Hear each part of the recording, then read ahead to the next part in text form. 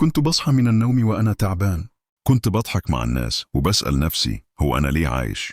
اكتشفت إن في مرض بيسرقك من نفسك. اسمه الاكتئاب. زمان كنت فاكر إن كل حاجة تمام، كنت بضحك بهزر بشتغل، بس جوايا كنت ميت.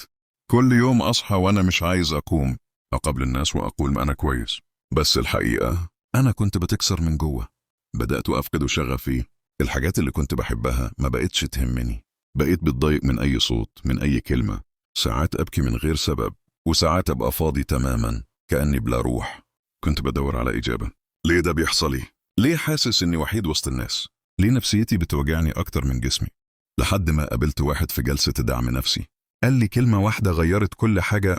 قال: أنت مش ضعيف، أنت مريض وبتحارب كل يوم ومحدش شايف. وقتها فهمت إن الاكتئاب مش كسل، مش ضعف إيمان، مش دراما زي ما الناس بتقول. الاكتئاب مرض، بس زيه زي أي مرض له علاج.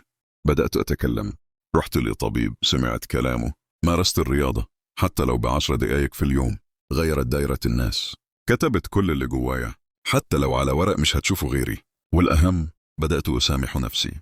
العلاج مش بس دواء، العلاج إنك تبص لنفسك في المراية وتقولها: أنا تعبتك بس أنا هرجعك.